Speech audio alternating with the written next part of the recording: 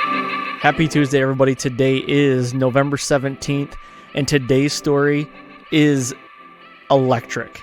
What I mean by that is if you love the rut and you love big bucks, today's episode is going to have the hair standing up on your back.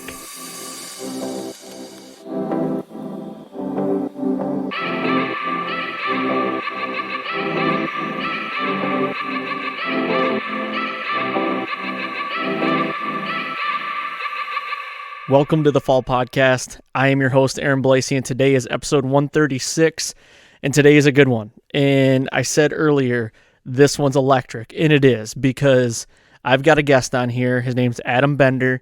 He's an unbelievable human, one of the best out there. They don't make guys like this anymore. He's just so genuine and so nice and selfless, really. I mean, the guy thinks about everybody else but himself first.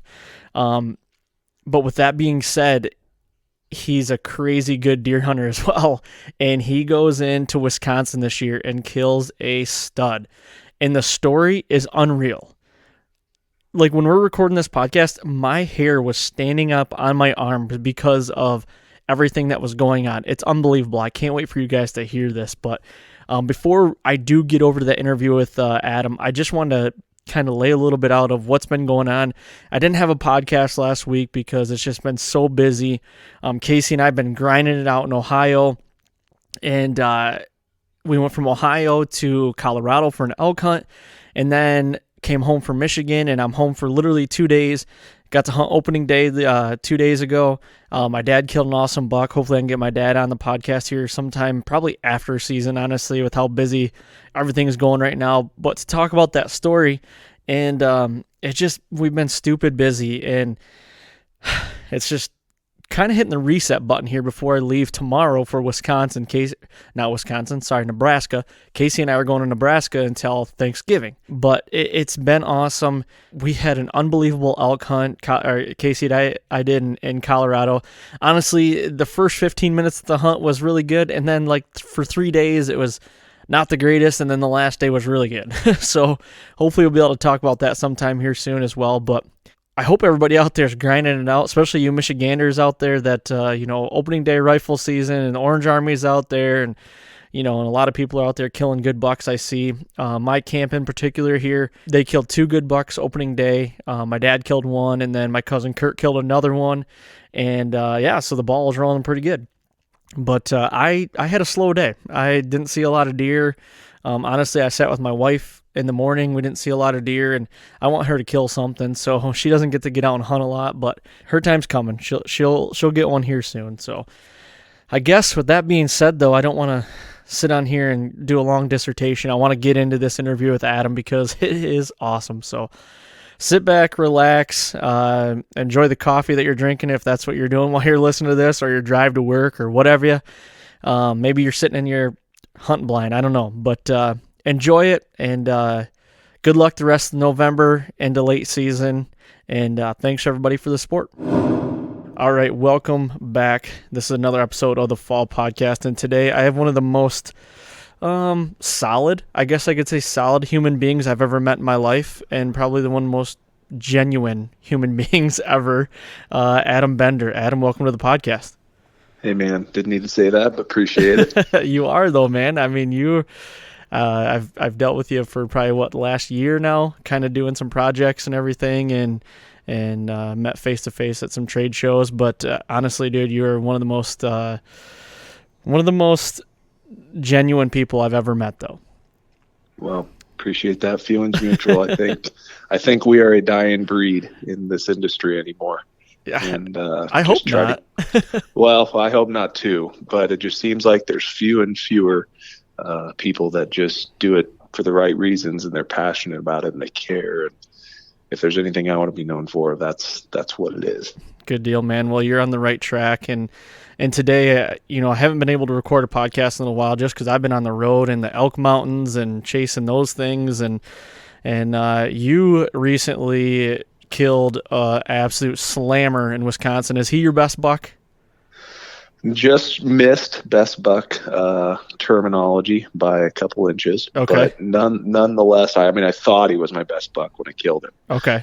Probably my best buck ever hunt wise, as you're about to hear. But inches wise, yeah, just missed best buck ever, but with my bow. But nonetheless, I'll be hard pressed to ever top this deer or this morning in the stand. Well, I cannot wait to hear it, and for good reason. I have not heard any of this story, and I'm ready to get into it. But before we do get started, kind of give everybody that might not know you out there just a little brief intro about you and what you do and who you are. Yeah, perfect. So I'm been in the outdoor industry for about 14 years now. Started my career with Cabela's, and I moved right out of college, moved out to Sydney, Nebraska, and I worked at the corporate office as a copywriter for 3 years. And then one day I got in touch with a guy named Guy Eastman of Eastman's Hunting Journal, and I moved up there in 2010, and I really kind of started their web presence, you could say. Did all of their social media, e-commerce, website, stuff like that. And then some people left over the years, and I picked up a couple of jobs. I started doing the editing for the magazine, was working under a guy for a while, and after he left, kind of picked it all up. Then I started hunting and filming for the TV show, and was kind of a jack of all trades there for a couple years, and then came back home after my first daughter was born in 2013. Came back home to Nebraska, came back to Cabela's. And I'm at Cabela's Club in Lincoln, and now I run the Signature Events program. And what it is basically we offer exclusive hunting and fishing trips all over the world, and basically taking people on bucket list hunts. You name it, we probably do it. And if we don't do it, we're probably going to do it someday. And manage a small team of super passionate individuals that basically love taking people and being a part of their experience. It's not so much about us, but we work with the best outfitters at the best locations, and we get prime dates, and we secure the entire lodge, and we turn around and sell these trips to our club members. That's the people who have our credit card. And we basically send along a host and photographer on every single trip, and we document their trip for them, create like a nice coffee table book, and really make them like a really world-class experience for people. And I've been heading that up for about 7 years now. And a lot of people say it's the best job in the world, which I will say it is. It does have its high moments, but certainly does have its low. It is hunting. It is fishing. You can't be in control of certain of those factors. But nonetheless, I've been doing it this long, and that's purely because the good outweighs the bad. So yeah, that's kind of a short version of what I do. Definitely. And like you said, you kind of got your hat in the ring on a lot of different things, but not only the hunting side of things, but the conservation side of things that you guys are doing is unbelievable. And I've actually got to work firsthand with you on a couple of those. And it's unbelievable the amount of work that you guys put in to make sure you're protecting the animals that, you know, not to mention like over in Africa where you were talking and the projects I was working on you with is like protecting those animals and making them flourish again, you know, and getting rid of the poachers over there and trying to keep that at the forefront of things. And I think it's awesome. Yeah, I think the narrative, you know, that is so big in the industry right now is that, you know, hunters always go to, especially Africa, right? Like the number one thing everybody always says is, well, you know, this animal provides value, which nobody's going to dispute. It's 100% true. But it goes a lot further than just the economic side. And then people will go to the meat side, right? So like the meat was donated to the local villages, et cetera. All of that is 100% true. But we want to kind of take it a step further and say, hey, look, you know, the conservation efforts go a lot further than the economic side and the meat side. And yeah, we're working on some stuff. We've done a couple of them, as you know, Saving Giants being the first one with the elephant collaring in Mozambique. But we've got some stuff coming up over there, and we're also starting to bring that model to the States. And we're going to basically show that, you know, everyone says hunters are the greatest conservationists, which I definitely believe. But it's going one step further and say, hey, look, hunters are willing to spend their own hard-earned dollars, and anglers too. We're working on some fishing stuff, and we are willing to put that all on the line, and their time and their hard work and effort. And we're not gonna, kill an animal, or we're not going to do anything revolving around catching fish, right? We're going to restore fish habitat. That's the side that I think is so powerful when it comes to actual conservation. Everybody loves to throw out that word today, especially on social media, hashtag conservation, but it goes so much deeper than just a hashtag. And I think that is the story that we're trying to tell, is that, hunters are going to be the ones to do it, not these people, armchair quarterbacking on social media. Yep. The Monday morning or Tuesday morning quarterbacks, Exactly. if you will. Exactly. I would really like to get into that, but we're kind of short on time on today.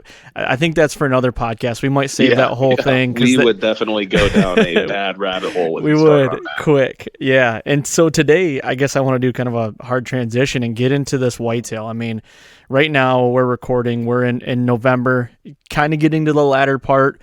But you put down a slammer in Wisconsin. So basically where I want you to kick this off is, did you have any history with them, or, was it one of those, new bucks that showed up? Or if you did have history, when did it start? And, start from there, and we'll get right into it. Sure.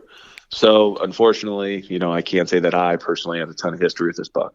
Being in Nebraska, I was hunting on a good friend's farm up there. And it was an invite that he extended my way after being friends for many years. He said, hey, you need to take some time off and come up here and bow hunt. They've got a little slice of heaven, and that's probably putting it lightly, in western Wisconsin. And about 500 acres of strictly managed property. And I mean, we're talking like the stuff you've seen on outdoor TV, right? I mean, they had the food, the water, the bedding, the transition areas, the food plots planted back in the timber so they could stage. I mean, it was absolutely meticulously maintained, and they've had this property for a really long time. So they've really built up the age structure, and they've passed a lot of great deer that a lot of guys would be happy killing in order to see what these bucks can become and see what they can get to that next level. And so naturally, I wasn't going to turn down an invite after he had kind of hounded me for a couple of years. And just being with work and my job and things like that, it's tough to get away. But this year I made it a priority. So I didn't draw any other tags on purpose. And I was going to just kind of invest my whole week into this trip to western Wisconsin. So the buck that I was after, he was a big, basically mainframe 8. He was actually a 10. Or, in the Midwest, we would call that a 5x5. But what made him so unique was that he had like big kickers coming off the bottom of his brows. And Chris had told me this was kind of the buck he wanted me to go after, and looked at all the trail camera pictures. And Chris gave me trail camera picture access early on in the spring so I could see what was on the farm and where. And man, I mean, just some of the deer they had there. I mean, and a lot of these deer were young, right? They were 4-year-olds that they weren't going to take, but they were up and comers, and they had a lot of potential. And this was one of those bucks that was older, and they guessed him at 6. And he had kind of been on their list for about 2 years, and he never really put on much more. He threw these 2 big points off his bases this year, and they kind of said, this is probably what he's going to be. The frame got heavier. He didn't add much length, but nose drastically sloped off and just was a beefcake. And they were like, that he's on the list this year. So before I even got there, Chris told me, he was like, this is the buck I want you to go after. I gotcha. So when was your week that you were going to be there? So I got there the first week in November. So Halloween was on Saturday, and I drove up early in the morning on November 1st. Okay. So did you have any worries about it being, the rut? Because a lot of guys, they like to save time for either, October, that last week of October, because they're a little more predictable. But like getting into the rut, did you have any worries of like, man, I'm kind of at the mercy of some does probably? Or was it just one of those things that like, I got to get in there and just whatever happens, happens? Yeah, I mean, I would say it's definitely whatever happens, happens, because it wasn't my property and something that I did not have history with, but I did have Chris who did. And basically, he said, hey, things are just getting ready to pop off. They had an early snowstorm that definitely sent them some things in motion. The thing that we were going to be battling the most was the moon. The moon was like at its absolute peak. Yep. It was a That's full probably moon on the another- 31st. Yep, correct. Yep. And that's like probably a whole nother podcast, whether you believe the Yep. hunter's moon or not. Yep. But the daylit movement was definitely not there. And the moon was huge. So I was like, I didn't have a ton of time, right? This was my only week to go. So I just kind of stacked the whole chips and said, let's go for it, go for broke, trust Chris, trust the process, and hey, whatever happens, happens. Okay, so you're coming into this trip. Are you thinking sit all day, or is it just kind of get in, see the movement, and kind of adjust from there? Normally, if I would have been hunting at home in Nebraska, I would have said, "Yep, sitting all day." Probably November 1st to November 7th or 8th. If you bow hunt all day, and those are just prime days to all day sits, typically in Nebraska. But talking to Chris, he said they would usually sit till 10 or 11 in the morning, break out for lunch, and then be back in the stand by about 2. Okay. And he said, we'll probably do this for a day or two, but if daytime movement picks up, then naturally we're going to change the game plan and we'll sit. Okay, I got you. So take us through like the first couple days. Like I can't remember what day you said you shot him on, but like how did the hunt start? Yep. So I got there Sunday. Got there like 1:30 in the afternoon, up to the cabin, and got unpacked, got situated, had a quick little meeting of the minds, and we were off. Like I wasn't even there an hour, and I was getting dressed, ready to go to the tree. And being I didn't really know the lay of the land, I was at the mercy of Chris here, and he said, "Hey, I'm going to put you in a good stand here in the bottom. There's a pond. It's kind of warm out, water. We haven't really been hunting this stand, but one of Chris's dad's friends seen this buck at this stand about 10 days prior. So he said, it's a good place to start." And man, it was crazy. I've never been on property like this, but crawling up in this stand and just sitting there and looking at all of the work that had gone into this place. I mean, it was just absolutely amazing. I mean, it was like a deer mecca. Okay. And I was sitting over a pond, and I wasn't in the stand probably 15 minutes and already got deer coming by me. Wow. And the amount of does was just absolutely incredible. And they were all filtering out to this food plot, stopping and getting a drink of water right in front of me. And I'm like, man, all I need is the buck we're after to come do this. Yep. And so you had a buffet line basically right there. You had water, food, everything. Pretty much. Yeah. And I was at a little pinch point where this pond was about back in the trees, about 50 yards. And there was beans, standing corn. I mean, it was a straight up whitetail buffet. And I was just, in the line before they got to go out to the buffet. Yep. And I wasn't sitting there, but probably an hour. And all of a sudden, a buck stands up from bedding up on the ridge up ahead of me. Now, this deer was and I recognized him right away from the trail camera pictures. They called him the White Rack 10, and he just had a really, really white rack. But I mean, we're talking probably a mid 160s buck. Holy shit! As a 4-year-old, and he stands up above me about 75 yards, and my heart is like in my throat because I'm like, that's the biggest deer I would have ever killed in my life, and he's 75 yards away, and I've been here an hour. What is going on? Yep. Like everything I hoped this hunt would be is happening in front of me, and that buck milled around up on the hillside, never came down. I knew he wasn't a shooter because Chris had kind of gone over what is the shoot, don't shoot.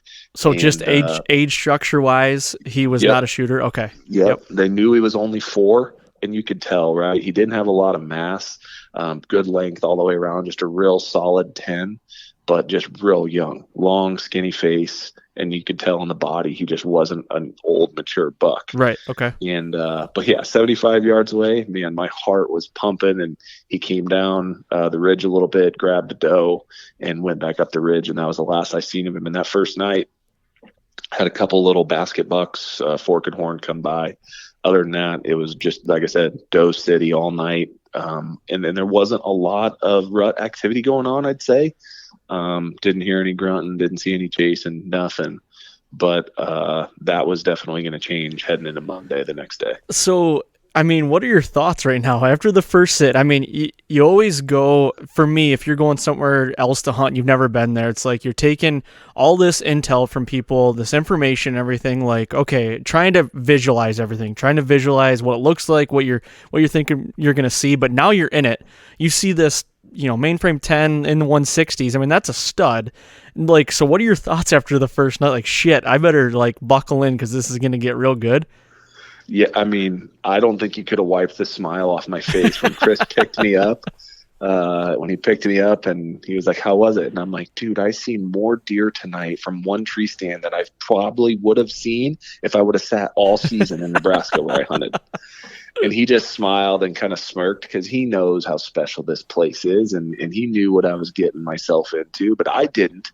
So I'm just going to bed that night being like, holy cow, like, this thing is absolutely incredible. Like, I couldn't even believe it. And I mean, the stoke meter was at an all-time high because I was like, I've got 5 more days of this, man. Like, if I can just get lucky and get the right buck in front of me, right, it's going to happen. Now, was it this deer that you were focused on or nothing? Or was it like you had a list of, potential shooters that if they walked by, you could get the green light on?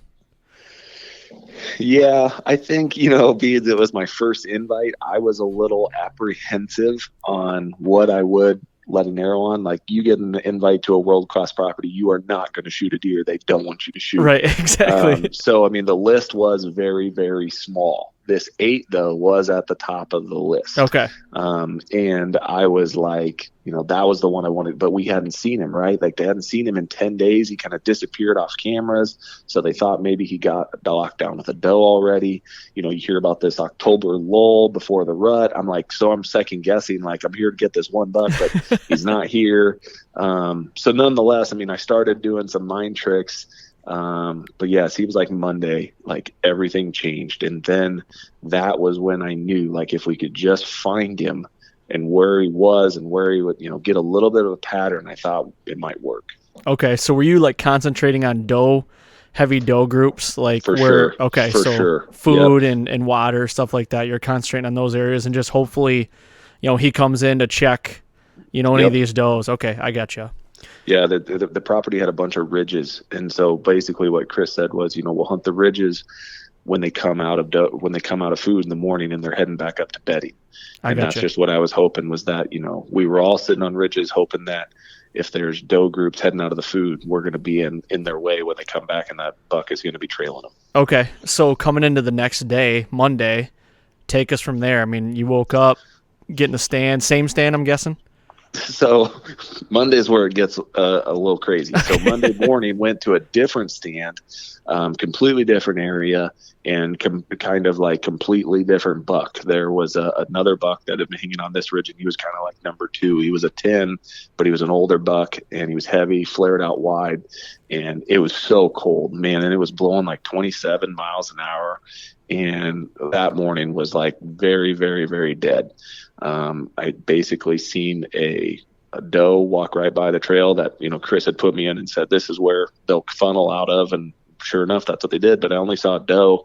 And then at about 9:30 had a big, young 9-point come by.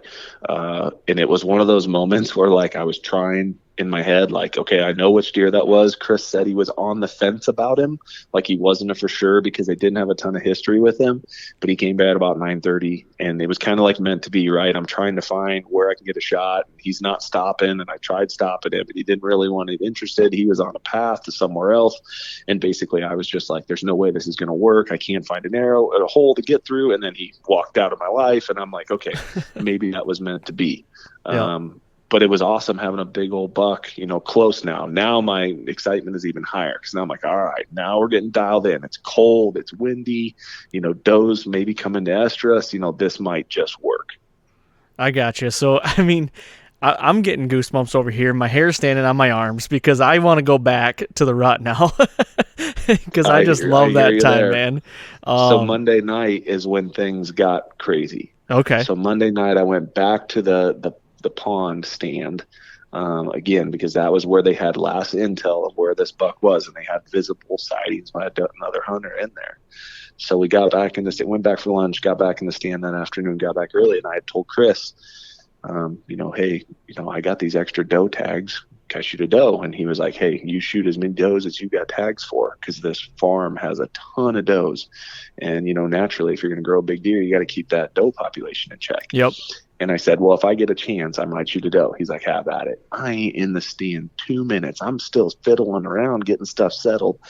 And in walks this gigantic doe. And I'm like, man, it's meant to be. She stops and gets a drink. And, stops at 30 yards, comes in 27, not even having a clue I'm there. So I zip this big old doe. She runs 15 yards up the hill, tips over.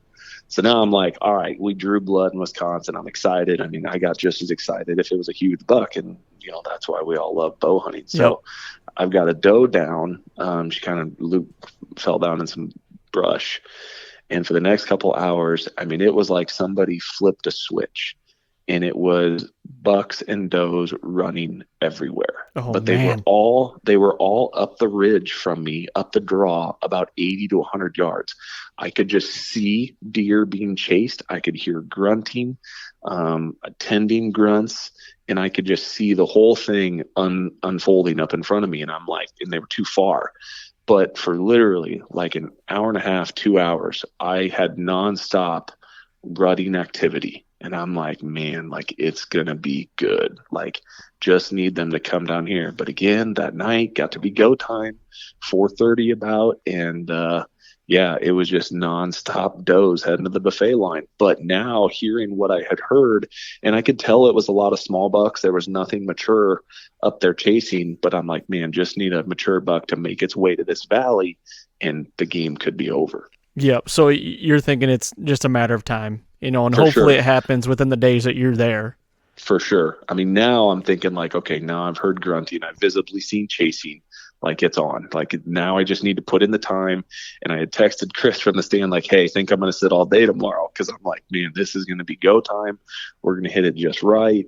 But never seen much the rest of that night, besides that doe I got early. So we got her out and got back to the lodge and got everything cleaned up.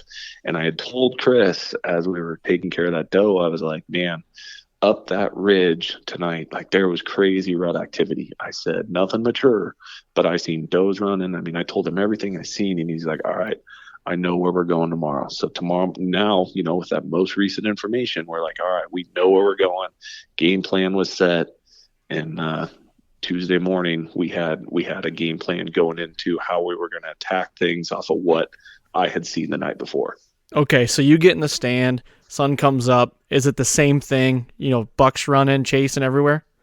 So we don't even get to the stand. Oh, gosh. This is where this whole thing starts. Oh, man. So we're cruising up in an electric buggy, right? Yeah. And we get to the top of the ridge, and as we swing through on this road, it's a trail through these trees.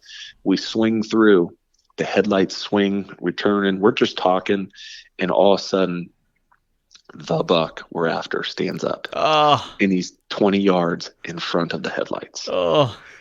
And my heart stops. And I'm like, oh, there he is. I mean, he's 25 yards away, perfectly standing there. But here's the thing. He's not looking at us. The next thing you know, his doe stands up. And now we know he's locked down. He's locked down. So basically, Chris throws it, and nice thing about these electric vehicles, they're quiet, right? So quiet. This buck is not looking at us. He puts it in reverse, backs up best he can in the dark, whips around, and takes off out of there. And he says to me, he's like, hey, you remember that stand that I showed you about 5 minutes ago? And it was back about 100 yards. He's like, that old stand that I said we haven't hunted in 10 years. He's like, that's what you're going to sit in. And I'm like, okay, cool. Okay. I mean, obviously now I'm kind of bummed because we just drove up on the buck that I wanted to get, but you never know, right? His doe didn't bust out of there either? Nope, she stood right there. Okay. And like I said, they were 30 yards away. She was about 5 yards back behind him. I gotcha. So we get back to this tree, and Chris is like, I need to check the stand out before you sit in it, because frankly, nobody's hunted in it, and I'm not going to put you in a stand that we haven't hunted. So he climbs up the stand, checks it all out, make sure it's all good, checks the guy line. I mean, everything. He's comes down. He's like, all right, it's ready to go. He's like, it's going to be a little thick up there because we haven't trimmed this. He's like, so, just pick your shooting lane, but there's a big trail in front of the tree, and that's, where they should come down. So I'm like, all right, perfect. So I get climbed up in the stand, get my bow hanger all set, done. Chris is out of there. He went a different way. And basically I'm sitting there and barely see the hand in front of my face. And a doe comes walking right down the trail to my left up on the road that we were, or the trail that we were driving in on. And I'm like, oh my gosh, this is perfect. Like, if that doe came this way, she didn't have a buck. I'm like, hopefully there was more deer up there that we didn't see, and they're going to feed this way too. Because it was like a big, nasty, overgrown corner of the property. And Chris said, that's probably where they're going to go to, is they're going to go up and over the ridge and get down into the neighbors. Okay, so now are you on the edge of like some bedding? Or is it like a transition from food to bed, or I would say where I was, it was kind of, darn near core of the bedding area, but we didn't know it because we didn't expect deer to be bedded there. I got you. It was definitely more of a funnel because it was where two properties connected, and they had ag fields on the other side of the property, but it was super thick and overgrown where we were up in this corner. But as Chris said, he says a lot of time they go back and forth right here. It was kind of a pinch point. There was beans on one side and just pasture on the other. And where it made the pinch point, it was really thick and overgrown, and that's where I was. I got you. So I'm sitting up in this tree, and now it's starting to get a little bit light. It's about 6:30. The world's starting to wake up. I look ahead, and I see the buck, and he's like the 85 buck, yards. you're saying. The buck. Oh, the buck. So now my heart is in like overdrive because I'm like, oh my gosh, he's still here. Like, he didn't bust. I figured an old smart deer like this, he's going to be out of here. So I watch him, and he's just milling around, eating, and his doe is right in front of him, and it's super, super thick. I can't stress how thick this is, and I can just barely catch a glimpse of him, but I know it's him because I can see this big point coming off of the left side of his base. And they mill around for about 10 minutes, and all of a sudden, that doe starts walking my way, and I'm like, holy cow. So bow comes off the hanger, and I'm grabbing the rangefinder, and I'm like, okay, there's a little hole right there, 22. There's one that's 30. And the whole thing about this was Chris's words of, hey, it's going to be thick. We never cut this. I never thought how true that would be as this doe starts coming through. And she's just slowly but meticulously feeding this way. And I really only have the one lane, which is right in front of me, straight in front of me, that goes out to about 50 yards. And I can pretty much shoot anywhere in there for about 50 yards. Doe comes feeding through, walks a little bit off to the right, walks a little bit off to the left, and finally finds that trail again at about 50 yards, and buck's right in tow. And I'm like, holy cow, this is going to happen. I mean, I've been here 2 days now, and it's the second morning, and this awesome buck that we're after is literally right in front of me. So I'm trying to keep my composure and double checking yardages, stuff like that. Doe hits the lane at about 48 yards. Comes through, walks towards me, and then gets off the trail and gets in this nasty, thick briar thorn stuff. And I'm like, oh, the buck comes behind her, and he's right at a tree, and it's like decision time, right? Because now I'm like, if he follows her, I have no shot, or this is my shot if he comes from behind that tree. Right. So I range it. It's 44 yards, and I'm like, ugh, like, I don't want to take this shot, but this is like my one shot. And I'm looking, and I'm like, okay, so now I'm doing the, watching the flight of the arrow. I'm like, okay, we're good there, picking my hole. And I'm like, big, wide open hole. Okay, if he comes from behind that tree, I'm going to take the shot. I'm like mentally telling myself, like, I'm going to do this. Sure enough, he comes around the tree. I draw, turns broadside. And I'm like, okay, so I know he's right at 44 yards, right where the doe got off the trail. And I'm checking again. I'm like, okay, we're good here. So there's some branches out in front of me that I'm focused on at about probably 10 to 12 yards. And I'm like, all right, I'm going to miss that to the right. I'm good. And all this is happening in like, super warp speed. Like, absolutely. You're like, these Rolodex of ideas are going through your head. You're probably sweating. Your freaking heartbeats in your your throat. It's like there was no time to think. It was only react. All reactions. It was like I went from like, we're going to bump this deer out of here because I see them in the headlights to, holy cow, this deer's less than 50 yards in front of me. So I draw, I'm aiming, I'm holding, I'm checking my arrow again one last time. I'm like, yep, we're good. And I start pulling through. And as soon as that release goes, whack, and the arrow goes sailing over the buck's back and ricochets through the trees. No. So while I was focused on 10 to 12 yard tree limb, I should have been looking at the one that was 18 inches in front of my bow. Oh my gosh. I smacked a tree right in front of me, and the arrow went over the buck, and it made a whole bunch of racket. So the buck and the doe were looking back where the arrow went through the trees, hitting the trees and stuff. And they never even looked at me. And the doe never even spooked. The buck just kind of looked like, what was that back there? And I'm like, holy cow. So now I scramble, grab another arrow. Well, by then, hops off the trail, gets in the thick stuff. And now I'm just sick because now, I mean, the roller coaster of whitetail hunting, I've just buckled in, and I'm on the worst part of it now because I just missed the giant buck that I drove all this way to come get, and I just missed him. And, you know, add insult to injury, I have this limb hanging 2 feet in front of me, dangling, that's cut in half, and just sitting there, and you know, I want to pull it down and break it in a million pieces, but I can't. So this is where it gets wild, because the next 2.5 hours, this buck and this doe bedded, fed, and grazed around within 50 yards of the stand. No. Right in front of me. Oh my gosh. So they are literally 48 to 52 yards in this nasty thick stuff. I mean, I can see him clear as day, but there's no shot. But they literally, I mean, he has got her locked down. She would stand up, go to walk off. He would come over there and basically corral her, put her, and she'd bed back down. He'd bed back down. So at about 9:30, I look over to my right, and through the trees, I can see a buck coming.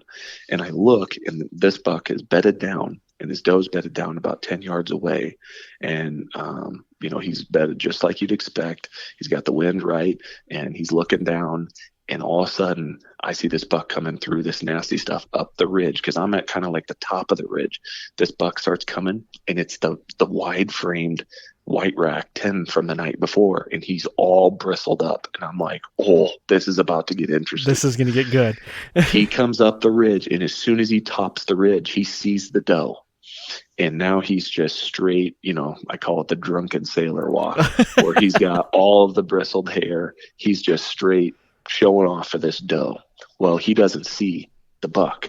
Now my buck stands up, and it's so thick, I can't even probably visualize this through words, but it's just briars and nasty thick stuff where they're at. This 10 point is coming up the ridge. He's trying to pick a point to go around. This big buck barrels through the heart of this stuff, literally, and rams this 10 point right in the side. Oh, knocks him over. The 10 recovers, gets to his feet, and goes crashing down the ridge with this buck chasing him. And meanwhile, the doe is still laying right there. And I'm like, holy cow, what just happened? So now this buck is chasing off the doe, or chasing off the buck. The bow's still bedding there. Next thing you know, I see the buck coming back up the ridge, my buck coming back up the ridge, comes over, checks on his doe, beds back down. And I'm just like, no way. Well, and a lot of times, too, that doe, if a buck chases that other buck off, a doe will kind of take that as like, I got to get the hell out of here. You know, you see that a lot, too, but she must have been really ready, you know, for her body telling her, I got to stay here, you know, nature takes its course kind of thing. She never moved. I mean, she would bed down, get up, feed a little bit, lay back down. So buck beds back down with her, and they're at 50. He's at 52 yards. I mean, I can see every inch of his horns, but I just cannot pick out any vitals, no nothing. Plus, there's no shot opportunity. It's so thick. And he's off to my southeast, which was like the thickest part of where the tree was, and I just couldn't shoot. Next thing I know, another little basket buck comes from across the neighbors, and he hops the fence. Now he smells the doe, and he comes walking in. The buck stands up, lets out the loudest snort wheeze I've ever heard in my life. I'm not a very good impersonator of it, so I won't do it. But it was the loudest, longest snort wheeze I've ever heard. And the little buck, he'd never even seen the buck bedded, but he, you know, obviously smelled the doe. He now sees the buck, lets out a snort wheeze. He turns around, hot tails it out of there, because he knew it was going to be bad news if he took any more steps. Well, that snort wheeze kind of changed everything, because now the doe, you could tell, to your point that you just made, she was feeling like, I kind of want to get out of here and go, you know, somewhere else. she starts to feed away from me, and I'm like, oh no. And like, now I'm sinking in, right? Because I'm like, I need them to come back to the north to basically get them across that trail so I can have another shot, because there's just no way to take that shot. She starts feeding a little bit to the east, and then all of a sudden, for whatever reason, I don't know, she turns left and starts coming to the north. I'm like, okay, we're in the chips here. Like, this might work. Sure enough, about 2 minutes later, she feeds across the trail in front of me, and I range her. She's at 30 yards, and I'm like, okay, perfect. Now I'm double checking, like, he should come behind her. Well, about another minute or two goes by, and here he comes, and he's starting to walk through the trees, and I'm ranging, and then finally I see a gap, because I can tell that he's not going to go on the same trail. He started to angle off away from her, but he was still obviously not leaving her. So I find this little hole. It was about the size, probably, I don't know, maybe volleyball, maybe basketball. And I range it, and I mean, it's perfectly clear. And I range the bottom of the hole, and it's 34, and I range the top of the hole, and it was 38. So now I move my pin on my slider, and I'm ready. And I'm like, if he walks into that hole, I'm going to take a shot. He starts coming towards the hole, and then all of a sudden he gets into the hole, but his vitals are covered up with his front leg. He's kind of back. He's quartering away, and I range one more time. Now I know for sure he's 37. Dial my pin to 37, and I'm like, just open up that front leg. And he stood there for about 10, 15 seconds, takes a step, opens up the front leg, and now, like, time is standing still. Yep. Because I'm like, here's my shot. Like, I'm about to get a shot at redemption on the, one of the biggest bucks of my life. And he's at 37 yards, quartering away, not a clue in the world. The doe's off 10 yards to my left now. He's going to come that way. Here we go. Draw back, settle in. And it was like watching poetry in motion. Literally, I watched the arrow arc through the center of that hole and disappear right behind this shoulder, right in the pocket. I just got chills, man. I just got chills. I wish I could. I wish you could see my hand movements right now. I'm drawing the arrow and all this stuff. You're anchoring in. But literally, I watched this arrow disappear right in the pocket. You know, when you hit ribs, you hear that whack. Yep. But when you hit that pocket, it's just a nice fleshy thump. And I heard that thump, and arrow comes out the other side, and he takes one big lunge. And I just immediately see blood coming out of the entrance wound. And I'm like, oh, he's heart shot. Like, he's 100% heart shot. He took about 6 big lunges, and it's just, I see the blood, and I know that deer's dead on his feet. He takes off through the trees, and I watch him do a cartwheel from the stand. Oh, my gosh. And I range him, and I shot him at 37, and he was dead at 59. No way. You lucky dog. I mean, people in, like, you and I had this discussion about the deer that I killed last year in Iowa. Like, that's, people, there's a fraction of people that'll even get to see that deer in a lifetime. And you got 2 opportunities at a deer that's similar. You know what I mean? A giant, once in a lifetime deer that you lucky dog. There's no other word to explain it. I definitely didn't deserve that second shot, but that hot doe, 100% was the reason he died. Do you think he wasn't? Go ahead. Well, do you think if those 2 bucks wouldn't have come in and kind of got her a little antsy and wanted to get out of there, do you think? I mean, I know hindsight's 20/20, but do you think you would have had another opportunity, or she just probably would have went the other way? I don't know, but I'm gonna bet you're right, because they were pretty content up there. Like I said, 2 hours. I had them right in front of me. Yeah. And but yeah, I think you're right. I think that pressure was, she had enough of it, and she's like, all right, I'm getting out of here. And the nice thing was, the pressure came from the way that I, couldn't shoot. Right. So it pushed him the way that I could shoot. And she drug past, and like I said, brought him behind. I mean, yeah, there's no reason, man, to miss a deer, a 6-year-old buck. Those guys are the masters of the woods. They've seen it all. They've smelled it all. And to get him fooled just because of that doe, luck, 100% luck. I mean, there was nothing I did that should have killed that deer. I didn't call at him, didn't rattle, didn't grunt, nothing. Just kind of let the doe dictate what he did.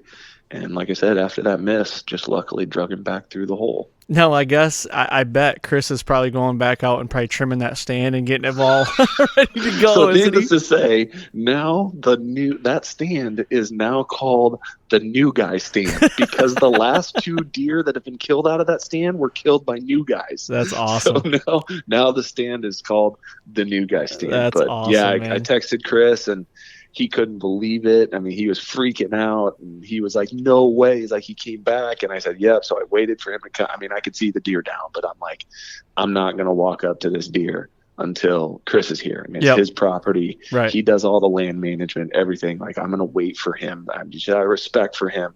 And plus, walking up to a deer with a good buddy versus yourself is obviously even more important. So yeah, Chris got over there and he was like, well, where is he? And I was like, oh, there's some blood right here. This is right where I shot him.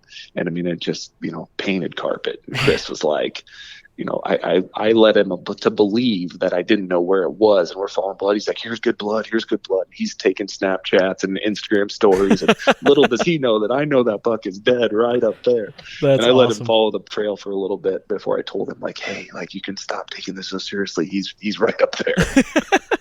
So walking up on him, what was your thoughts? Like, holy shit, like this deer's bigger than I thought, or? Yeah, I mean, it was one of those things where it was like, just kind of serendipitous. I couldn't believe it happened, to bump him in the headlights, to get in a stand that hadn't been hunted in years, no shooting lanes, miss him, sits in front of me in the thick stuff, bedded with a doe for 2 hours, kill him 3 hours after I first miss him.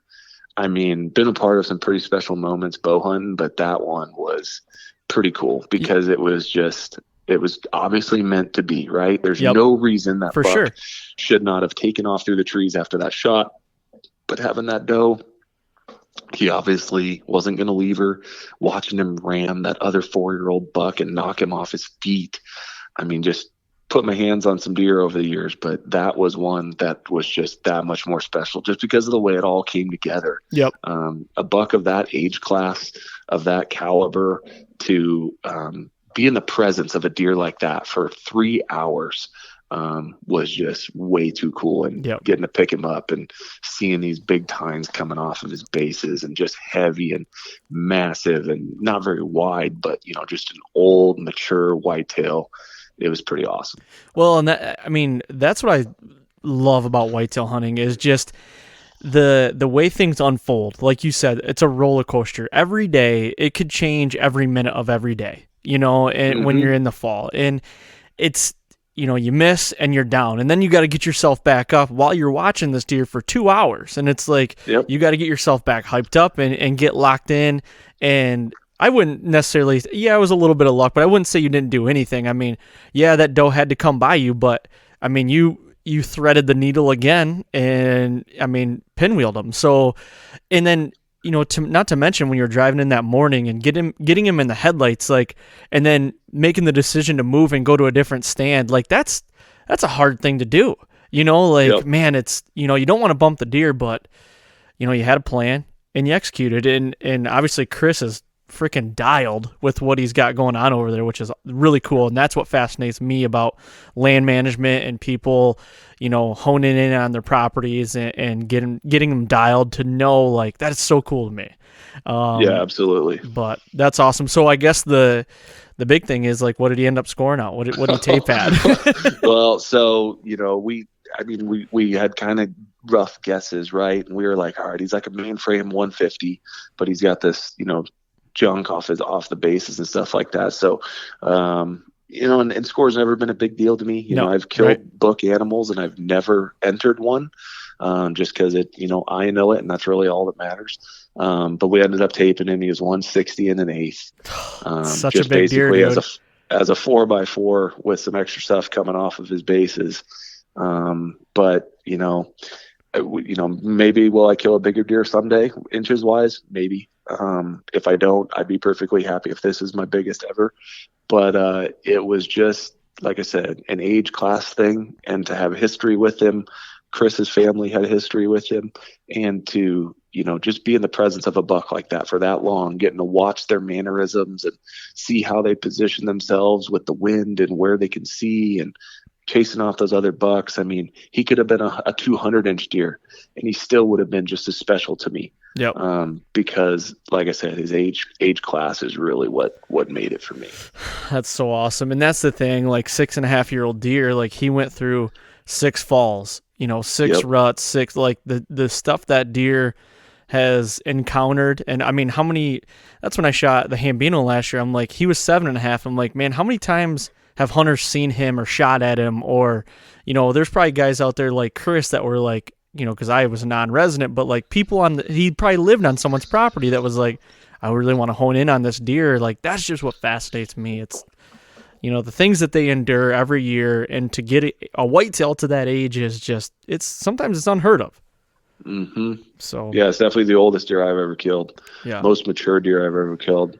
I mean, it was, and to do it with a bow, right? I mean, It was just close proximity of a deer of that caliber for that long. Like I said, the inches really didn't matter to me because the experience was for sure so incredible. And like a lot of people message me and text me like, how big is he? And when I said, I said he's like a 160 deer, people are like, oh. I'm like, you guys, like a 160 deer, like a lot of people that will drives go their me whole nuts life and never see a 160 deer, let alone kill one. I know it. It drives me nuts. Like, my dad killed a buck yesterday on opening day of Michigan's gun season, and it wasn't the biggest deer. He was a 3-year-old that was probably like 110, 115. But I'm telling you what, like that deer made him so happy, and I haven't been able to come home for opening day with him in years. And to be able to be at deer camp with him like that, man, it didn't matter. Like, that was just, it's awesome, So, you get to a point in life where the experience really, really outgreat. They call it the stages of the hunter. For sure. And you get to that stage just where it's not about the size. It's not about punching a tag. I mean, we were all there at some point, but you get beyond that. Yep. And I think that's really what made this experience so much better for me was, an invite from a good buddy to come on a property, to have a plan, to kind of be at his mercy and just, hey, I'll do whatever you tell me to do. Tell me to sit all day, I'll sit all day. Yep. I'll tell you, you tell me where to go, I'll go there. You tell me what buck to shoot. If he comes by, I'll shoot him. Just to have it all work out. I mean, yeah, I know I say it was luck, but it truly was probably one of the greatest hunts of my life. Being there with a good friend.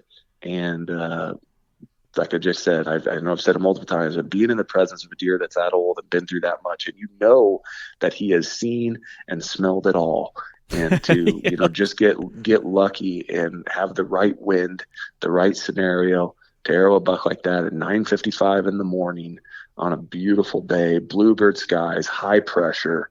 I mean, it was just everything you could dream up of a bow hunt. Yep, for sure. Dude, that's awesome. Well, I don't want to cut you right off here, but I got to get on a call here in a minute, and I know you got to get back to work. But, man, I greatly appreciate you coming on and doing this, and this won't be the last one. I know that for sure, but you had me going, so I got to get out in the woods, too, and get after a deer. Out. I got nothing left, so now I get to look forward to ducks and geese. There you go, man. Well, thank you very much, and I appreciate you coming on and doing this. Appreciate it, buddy. We'll talk soon. All right, thanks. See ya. All right, see ya. All right, there you have it. I mean, what an awesome interview with Adam. Thank you to Adam for coming on and doing this. He's such an awesome guy, and I appreciate him coming on and doing this. But thank you to everybody out there as well for the support and the downloads and all the content, the messages coming in talking about how the content's awesome and the guests are awesome. I really appreciate that. And actually, this last weekend, I had some people actually come up to me and say that they love the podcast and they really enjoyed it. So thank you guys very much. Justin and I really appreciate everything. If you could go to iTunes, leave a 5-star rating and leave a review. I mean, if you like it or you didn't like it, either or is fine. Tell somebody that if you liked it or not, and spread the word. I appreciate it. So thank you very much. Good luck the rest of the season, and we'll talk to you guys here soon, right on the Fall Podcast.